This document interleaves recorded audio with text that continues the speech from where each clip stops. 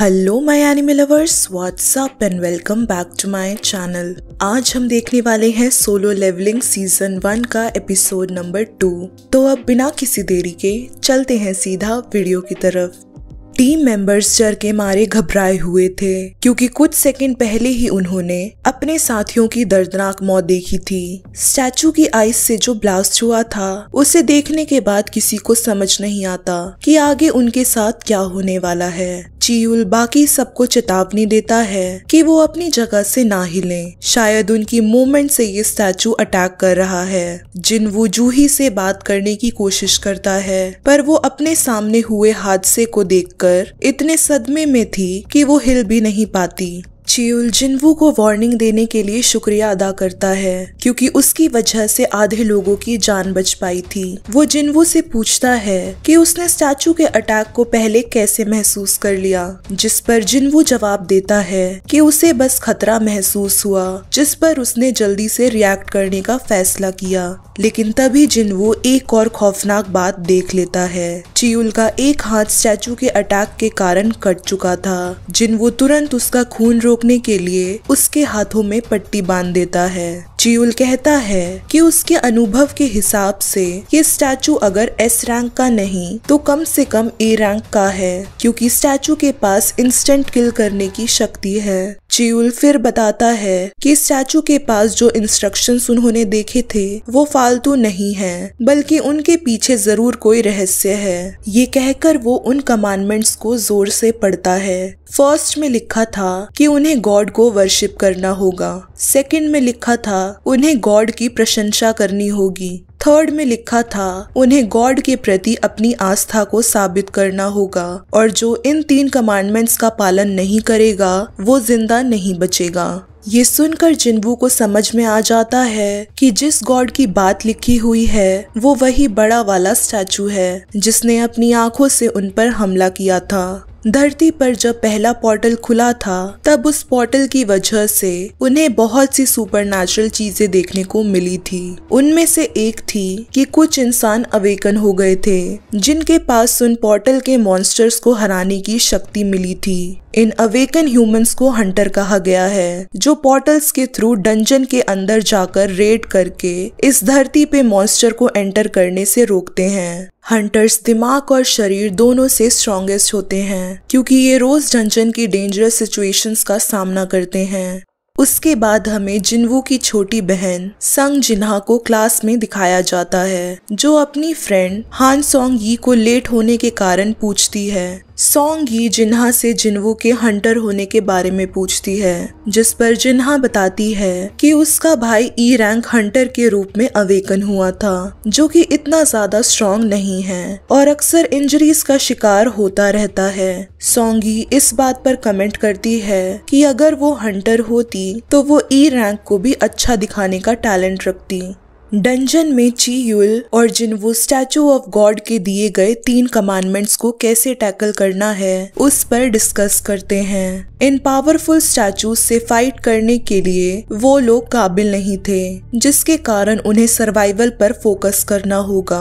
अपनी सिचुएशन से परेशान एक और हंटर जू जे वॉन, जो अभी एक बड़े गिल्ड के साथ कॉन्ट्रैक्ट सिक्योर कर चुका था, वो कहता है कि उसके पास जीने के लिए काफी रीजंस हैं और वो इस जगह पर मरना नहीं चाहता। दरवाजे की तरफ भागने की कोशिश करते हुए वो कहता है कि स्पीड उसकी स्पेशलिटी है। वो तेजी से भागते हुए गेट की तरफ जाने लगता है, लेकिन तुरंत ही स्टैचू उसकी अपर बॉडी को बीम से जला देता है और सिर्फ उसके पैर ही बचते हैं। डर बढ़ने के बावजूद चियुल और जिनवू काम रहने की कोशिश करते हैं, जबकि बाकी लोग चिल्लाते हुए पैनिक कर रहे होते हैं। जिनवू रियलाइज करता है कि स्टैचू उन पर बेफालतू में हमला नहीं कर रहा और उन लोगों का टेस्ट ले रहा है। जिनवू फर्स्ट कमांडमेंट वर्शिप गॉड को याद करते हुए खड़ा हो जाता है, लेकिन थोड़ा नर्वस होके पीछे हट जाता है, जिस वजह से स्टैचू की आंखें उस पर हमला करने के लिए ग्लो करती हैं।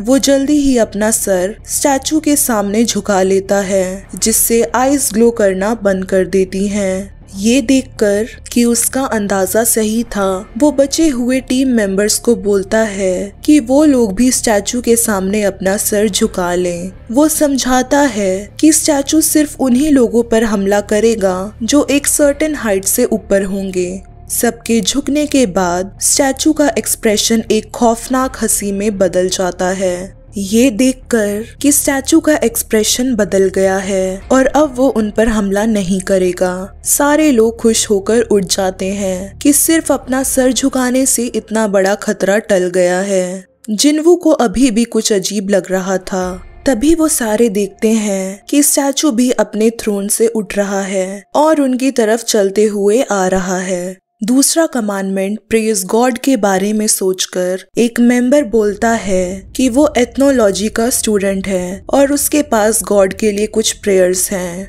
वो आगे आकर स्टैचू के सामने घुटनों पर बैठकर प्रेयर्स बोलना शुरू कर देता है। स्टैचू चलते हुए रुक जाता है, जिसे देखकर सबको लगता है कि ये प्रेयर्स गॉड पर काम कर रहे हैं। लेकिन कुछ ही देर में स्टैचू अपने पैर से उस हंटर को कुचल देता है। स्टैचू की स्माइल और भी ज्यादा बड़ी हो जाती है, जो ये सिग्निफाई करता है कि वो प्रेयर्स इस गॉड के लिए अप्लाई नहीं होते। उन्हें गॉड को प्रेस करने के लिए कोई और तरीका ढूंढना होगा। डर के मारे टीम की लड़की एक जगह पर फ्रीज हो जाती है, जिसे स्टैचू अपना अगला विक्टिम बनाकर उसे भी कुचल देता है। जैसे ही सब भागने लगते हैं, पार्क बोम-शिक अपनी वाइफ और सन के बारे में सोचता है और दीवार के पास तलवार लिए एक स्टैचू के पास भागता है। वो चिल्लाकर कहता है कि वॉल्स के पास होना उनके लिए सबसे सेफ होगा। किम उसे वॉर्न करने की कोशिश करता है कि उसके पीछे वाला स्टैचू उस पर अटैक करने वाला है, लेकिन तब तक बहुत देर हो चुकी थी। पार्क को स्टैचू बेरहमी से 2 हिस्सों में काट देता है।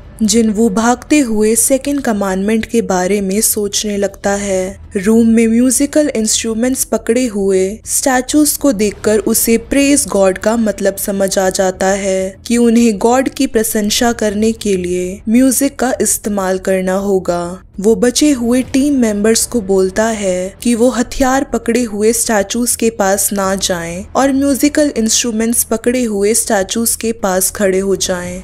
चियुल इस बात को कंफर्म करता है जब वो एक ट्रम्पेट पकड़े स्टैचू के पास पहुंचता है और वो ट्रम्पेट बजना शुरू कर देता है। किम भी एक वायलिन पकड़े स्टैचू के पास पहुंचता है, जिसकी आवाज सुन के उसको रोना आ जाता है। जिनवू जूही को एक ड्रमर स्टैचू के पास ले जाता है, लेकिन जल्दी ही रियलाइज करता है कि अगर 2 लोग एक स्टैचू के पास खड़े होंगे तो वो एक्टिवेट नहीं होगा। इसलिए वो जूही को ड्रमर स्टैचू के पास छोड़कर दूसरे म्यूजिकल इंस्ट्रूमेंट पकड़े स्टैचू को ढूंढने निकलता है। जिनवू की लो स्पीड उसके लिए डेंजरस हो जाती है। गॉड स्टैचू के पांव के नीचे कुचलने से बचने के लिए वो गलती से एक शील्ड पकड़े स्टैचू के पास रोल हो जाता है। वो स्टैचू शील्ड को जिनवू के ऊपर मार देता है, जिससे उसे चोट लग जाती है, लेकिन फिर भी वो हिम्मत जुटाकर रेंगते हुए एक दूसरे स्टैचू के पास पहुंचता है, जो कि एक्टिवेट होकर गाना शुरू कर देता है। गाने की आवाज सुनकर गॉड स्टैचू जिनवू का पीछा छोड़ देता है और वापस अपने थ्रोन पर बैठ जाता है। थ्रोन पर बैठते ही उसका ओरिजिनल एक्सप्रेशन वापस आ जाता है। जूही जैसे ही जिनवू के पास पहुंचती है, वो रियलाइज करती है कि उसका एक पैर कट चुका है। वो तुरंत उसे हील करने लगती है, लेकिन अपने पावर्स की कमी होने के कारण उसके लेग को ठीक नहीं कर पाती।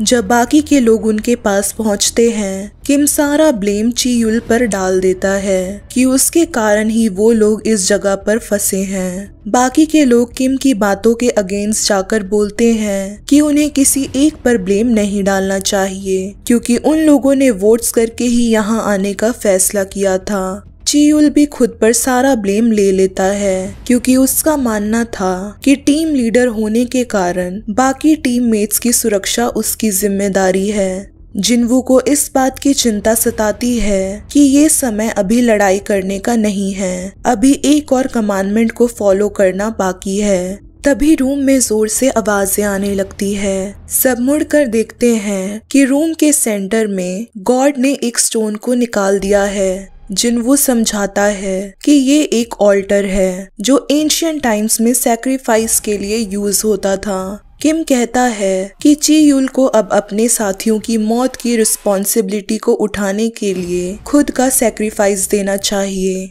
चीयुल ऑलरेडी गिल्ट से भरा हुआ था, जिससे वो खुद का सैक्रिफाइस देने के लिए तैयार हो जाता है और ऑल्टर की तरफ चला जाता है, जहां जाने से एक फ्लेम एक्टिवेट हो जाता है। पहले तो किसी को कुछ समझ नहीं आता, पर जिनवू बाकी 2 सर्वाइवर से मदद मांगता है कि वो उसे ऑल्टर तक ले चलें। जब वो ऑल्टर तक पहुंचते हैं, 3 फ्लेम्स और एक्टिवेट हो जाते हैं। अब वो सारे एक सर्कल के अंदर खड़े थे, जहां उन्हें उम्मीद होती है कि रेस्क्यू टीम आकर उन्हें बचा लेगी, लेकिन चीयुल कहता है कि रेस्क्यू टीम के आने से पहले ही ये स्टैचूज उन्हें मार डालेंगे। जिनवू को एक और चिंता सताती है कि अगर वो सारे इस जगह पर मर जाते हैं तो पोर्टल गेट सही टाइम पर क्लोज नहीं होगा, जिससे ये खतरनाक स्टैचू पोर्टल के थ्रू अर्थ पर एंटर हो जाएंगे। तो उन्हें कैसे भी करके इन स्टैचूज को रोकना होगा।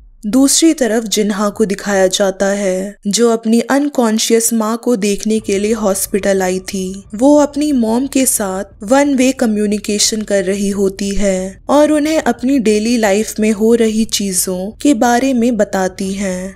वापस जंजन में जिनवू बाकी बचे लोगों से कहता है कि वो लोग भी ऑल्टर के पास आ जाएं, क्योंकि 2 और फ्लेम्स जलना बाकी थीं। उनके आने से सारे फ्लेम्स जल जाते हैं। ऑल्टर एक्टिवेट होकर ओरिजिनल फ्लेम्स के आसपास ब्लू फ्लेम्स का सर्कल बना देता है। ब्लू फ्लेम्स के जलते ही रूम का गेट खुल जाता है, लेकिन धीरे धीरे ब्लू फ्लेम्स अपने आप बुझने लगते हैं और वो स्टैचूज एक्टिवेट होकर ऑल्टर के करीब आने लगते हैं। जिनवू जल्दी से बाकी सबको समझाता है कि स्टैचू को देखने से वो रुक रहे हैं। वो कहता है कि ये उनके बचपन के गेम की तरह है, जिसमें उन्हें स्टैचूज पर नजर रखनी है। ब्लू फ्लेम्स एक टाइमर है जो तब स्टार्ट होता है जब सब लोग सर्कल के अंदर आ जाते हैं। जब वो देखते हैं कि 2 फ्लेम्स बुझ चुकी है, तो वो ये इन्फॉर्मेशन ग्रुप के साथ शेयर करता है और उन्हें इंस्ट्रक्ट करता है कि कोई सर्कल से बाहर ना जाए और अपनी आंखें खुली रखें, क्योंकि उसे लगता है कि ओपन डोर एक ट्रैप है। लेकिन 2 मेंबर्स डर के मारे सर्कल छोड़कर भाग जाते हैं, जिससे डोर थोड़ा सा बंद हो जाता है। जिनवू चिल्लाकर कहता है कि कोई सर्कल से बाहर ना निकले, हमें स्टैचूज पे नजर रखना है जब तक ब्लू फ्लेम्स टाइमर खत्म नहीं हो जाता, फिर हम सारे यहाँ से सुरक्षित निकल पाएंगे। किम इस बात पर सवाल करता है कि जरूरी नहीं वो ही सच निकले जो जिनवू कह रहा है। हो सकता है टाइमर के बंद होते ही दरवाजा भी हमेशा के लिए बंद हो जाएगा। वो फिर रोते हुए कहता है कि उसका एक परिवार है जो उसका इंतजार कर रहा है, जिनके लिए उसे यहाँ से निकलना होगा।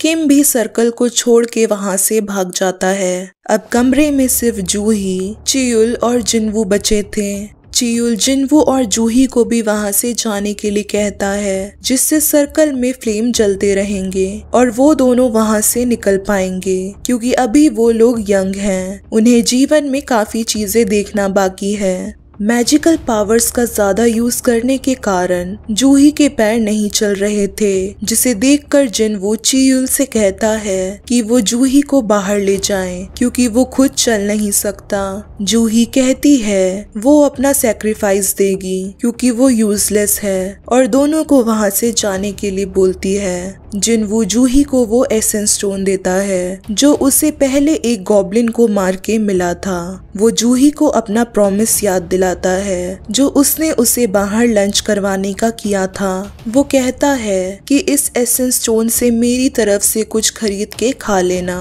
ये सुनकर जूही आंसुओं के साथ उससे पूछती है कि ऐसे टाइम पर वो मजाक कैसे कर सकता है। चियुल फिर जूही को गर्दन पर मार के बेहोश कर देता है। चियूल सॉरी बोलता है और कहता है कि अगर उनके पास ज्यादा टाइम होता तो वो उन दोनों को प्रॉपरली अलविदा बोलने का मौका देता, लेकिन अब वक्त खत्म हो रहा है जिसके कारण उसे जूही को लेकर जाना होगा। फिर वो जूही को कंधे पे उठाकर गेट से बाहर चला जाता है। उनके जाते ही जिनवू उस तलवार को उठाता है जो किम ने वहां छोड़ दिया था। वो फैसला करता है कि मरने से पहले वो अपने साथ एक स्टैचू को भी मार देगा।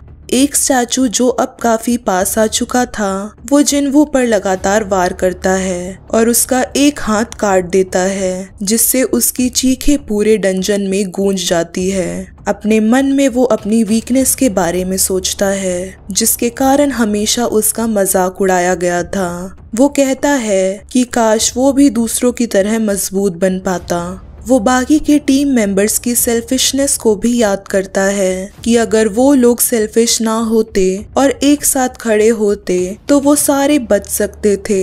सब अपनी फैमिली के खातिर वहां से भाग गए, लेकिन वो ये भूल गए कि उसकी भी एक फैमिली है। जिनवू अपनी मॉम और बहन के बारे में सोचकर रोता है कि उसके मरने के बाद उनका क्या होगा। इससे पहले वो कुछ कर पाता, एक स्टैचू तलवार से उस पर छेद करके हवा में उठाता है और उसे ऑल्टर के ऊपर फेंक देता है। पूरा ऑल्टर जिनवू के खून से भर जाता है। वो देखता है कि स्टैचू उस पर हमला करने वाला है। अपनी आखिरी इच्छा को जताते हुए वो कहता है कि वो मरना नहीं चाहता।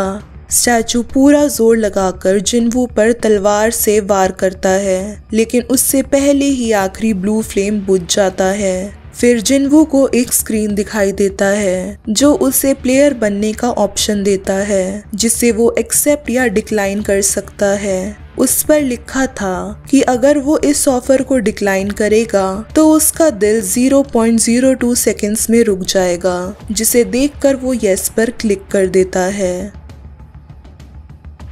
सो हे गाइस, अगर ये वीडियो आप सबको पसंद आई है then don't forget to like, share and also subscribe to my channel. और बाकी के सोलो लेवलिंग के एपिसोड्स को चेकआउट करना मत भूलना। तब तक के लिए टेक केयर एंड सायोनारा।